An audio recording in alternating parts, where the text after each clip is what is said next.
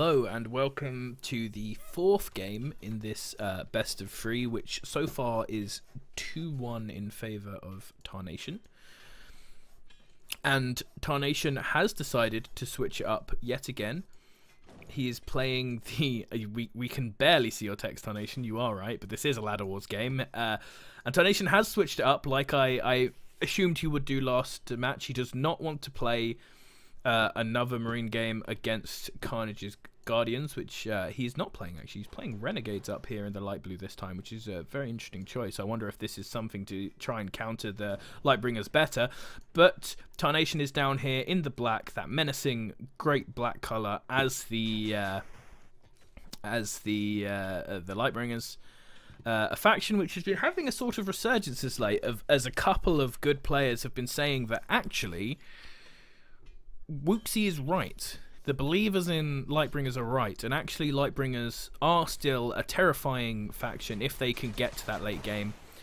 Now, right now, nothing going to be super terrifying right now, because even with those health buffs, these pikemen are going to get absolutely destroyed by these machine gun infantry and armoured cars. But the second castle is now down for Tarnation. Well placed in that it can mine from these 2 points, although a lot of the miners were still going to the capital for a little while there. And he has now got that sorceress tower out and is upgrading, so I'm assuming we're just going to see a sort of quite traditional build up to the late game.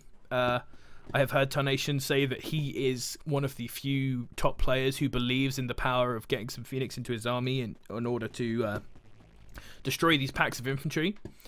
But TrolerKules is going to try and be aggressive. He is building forward very harsh. It looks like he's going to do some sort of big tier 1 aggression, believing that, and very rightfully, you know, a lot of people say that the safest way to beat Lightbringers is to hit them before they get trees, and until this building is finished right here, which is going to be that Hunter's Lodge, Tarnation does not have the ability to get trees out, and this army should be able to deal very well with this army. These paladins are going to be a little hard to deal with, and they're going to get some good heals off. He only has a few rocket infantry, but there are much more rocket infantry coming now.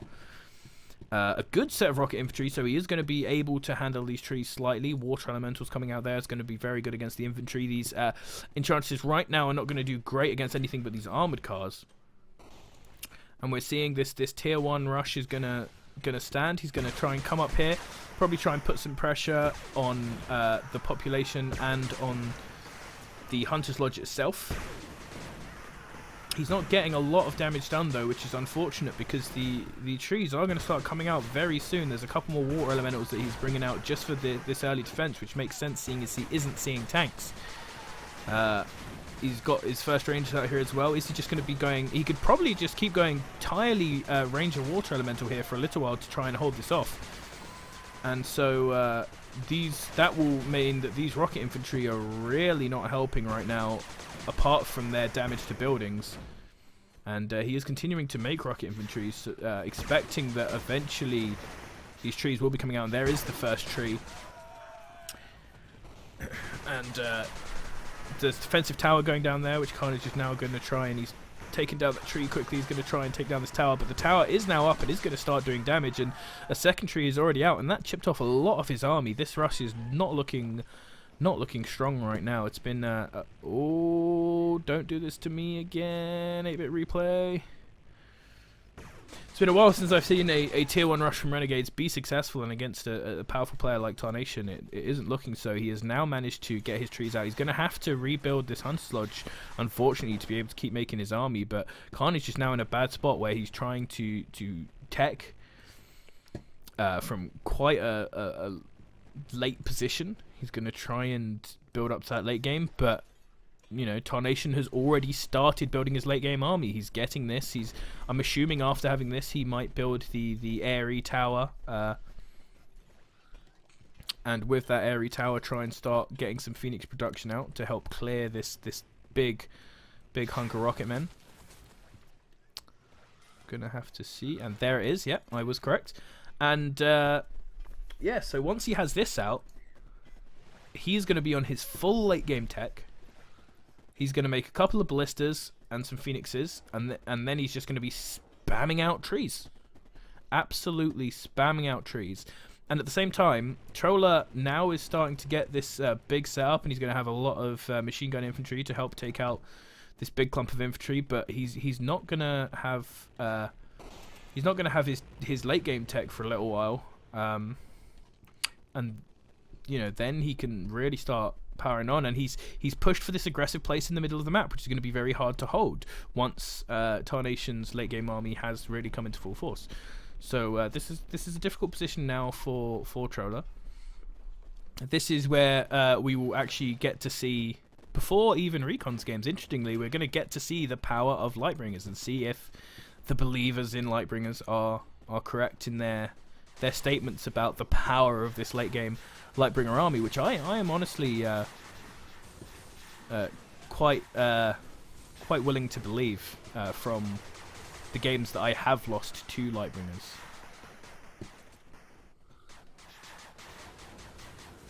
So we're getting a bit stuttery. I'm going to try not to move the camera too much, maybe. I'm worried at any point this might lose. That is a big looking army from Troller over here. And just going to have to see what's happening. This is not looking like a good engagement for Tarnation right now. He's just moving back, but he's at every point he's getting more ballistas, he's getting more phoenixes, he's getting more trees, and this is going to become an absolutely scary army. Now let's see, has the radar come out anywhere? There is the radar. The radar is coming out to get into that late game army so he can get that artillery, which will really put him in an advantage. But right now he's just picking a fight, and the trees are not looking for a crush. They're just going to try and fight this face to face. And here are the phoenixes. He's now got a good number of phoenixes. These phoenixes are really going to start clearing this army pretty quick, and with their 2 lives they seem so tanky.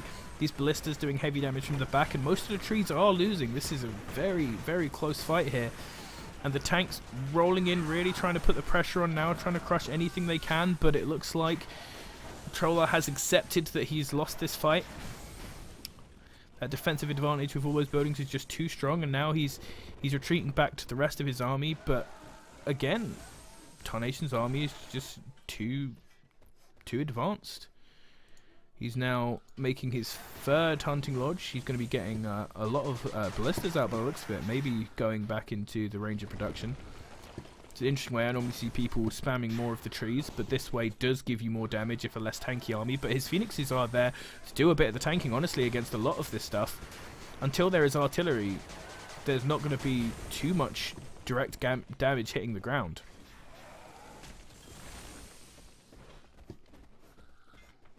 And it does look like he has gone back to Rangers, which are going to become a slightly less powerful prospect once the artillery is out. And there are a few pieces of artillery coming out now, but there are still a lot of other forces around. And oof, look at that. You just see the power of these phoenixes there, just absolutely annihilating infantry and tanking, honestly, a lot of shots. You've seen these tree numbers have really been able to grow, and a lot of this is due to them not taking too much damage in the fights because of these phoenixes. And this damage is now just incredibly powerful. And TrolerKules the GG, so that is a win for Tarnation. This is the first time so far in the first 3 games of this tournament. I will quickly move this so we can get a little less background noise going on. This is the first time in this tournament so far that my predictions have been wrong. They've been slightly off before, but very well done to Tarnation. Since I wrote those predictions, I have seen him played a lot more and seen he has this very wide-ranging strength in these different matchups. And yeah, very, very well played to him. And I'm excited to see him up against, I believe, Proven Supreme. And from the Discord, I can see that they have arranged their match for very soon. We might even be able to have these matches coming out tomorrow, which is funny because that will be one of the round 2 matches of the tournament being played before one of the round 1 matches. But anyway, very good job from Tarnation. I am slightly upset that we won't get to see that Troller Zerton finals. I might have to release a slightly updated version of my predictions to to relate to the fact that Tarnation is now through. But either way, we're gonna get to see an exciting fight. I've been upset once now. I'm now excited to see what Recon can do on the other side with Zerton. This is the matchup. This is in a way a sort of premiere of that matchup. Although I doubt that Zerton will do this sort of aggressive early rush, which set him behind. But looks like it could be an interesting game if we do get that. Thank you very much for watching. Thank you, NetPut, for putting on this fantastic little tournament in this little teeny tiny gaming community. And I will see you with the next game, which will either be our final round of the first round, Recon versus Zerton, which is a very exciting match, or it will be Proven Supreme versus Tarnation.